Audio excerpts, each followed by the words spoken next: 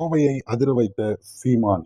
கோவையில ஒரு மிக முக்கியமான கொடூரமான நிகழ்வு நடந்திருக்கு. ஆனா இதுவரைக்கும் பெருமளவுக்கு அவர்கள் எதிர்பார்க்கக்கூடிய எந்த ஒரு விடயத்தையும் அங்க முன்னெடுக்கல. இந்த மாதிரியான விஷயம் நடக்கவே நடக்காது.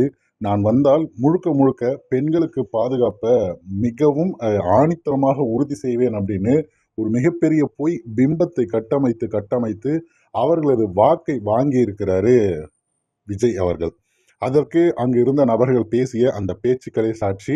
உங்களது திரைப்படத்தின் போல நீங்க ஆக்ஷன் ஹீரோவாக வந்து அதே போல இப்பொழுதும் நடந்து கொள்ளுங்கள் அப்படிங்கிறாங்க. ஆனா சட்டத்தின் அடிப்படையில் அப்படி ஒண்ணு பண்ண முடியாதுங்கிற அளவிற்கு அவர்களுக்கு புரிதல் இல்லை. ஆனா அதை பயன்படுத்தி இப்படி வந்து பார்த்தீங்கன்னா, அவர் வாக்கு வாங்கியிருக்காருங்கிறது அதன் மூலியம் தெரிய வருகிறது.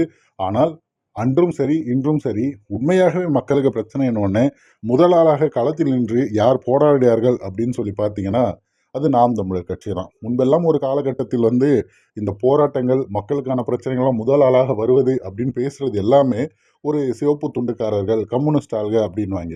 இப்பல்லாம் அவங்க எங்க போனாங்கன்னே தெரியல. இன்னும் எல்லாருமே சொல்லுவாங்க, ஒரு பயனையும் காணோம். நாம் தமிழர் கட்சி மட்டும்தான் வெற்றி தோல்வியை தாண்டி நிற்கக்கூடிய உண்மையான ஒரு சகாக்களாக நின்றுட்டு இருக்காங்க. அவர்களுக்கு உங்களது வாக்குகளை செலுத்தியிருந்தீங்க அப்படின்னா, இந்த பிரச்சனையில எந்த அளவிற்கு வேகத்தோட செயல்பட முடியுமோ, அந்த அளவுக்கு அவங்க களத்தில் இறங்கி நின்னுருப்பாங்க. ஆனா, அவர்களை நீங்கள் தோற்கடித்து, நீங்களே மீண்டும் மீண்டும் தோத்து போறீங்க. அவர்கள் எப்பொழுது வெல்கிறார்களோ, அப்பொழுதுதான் உங்களுக்கான ஆட்சியும் பிறக்கும். அப்பொழுதுதான் உங்களது பிரச்சனைகளுக்கான தீர்வும் கிடைக்கும். தீர்வே கிடைக்காத ஒரு விஷயங்கள நீங்க கையில வச்சுக்கிட்டு, அதற்கு தீர்வே குடுக்காத ஒரு நபரை தேர்ந்தெடுப்பதன் மூலம், எப்படி அந்த பிரச்சனை சரியாகும் அப்படின்னு நீங்க நினைக்கிறீங்க?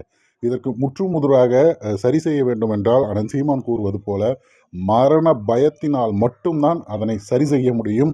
அந்த வகையில் நாம் தமிழர் கட்சியுடைய அந்த கோட்பாடு இருக்கு பார்த்தீங்களா? எதற்குமே வந்து அவங்க மரண தண்டனை ஏற்பது கிடையாது. ஆனால் இந்த மாதிரியான சீண்டல்களுக்கு, துன்பத்திற்கு அவர்களுக்கு மரணத்தை தவிர வேறு எதுவும் தண்டனையாக இருக்க முடியாது அப்படிங்கிறத நீங்க ஏற்கிறீங்களா இல்லையா அப்படிங்கிறதும் இப்ப தொடர்ச்சியாக நாம் தமிழர் கட்சி மட்டும் களத்தில் இறங்கி போராடுவதை பற்றியும் உங்களது பார்வையில பதிவு பண்ணுங்க.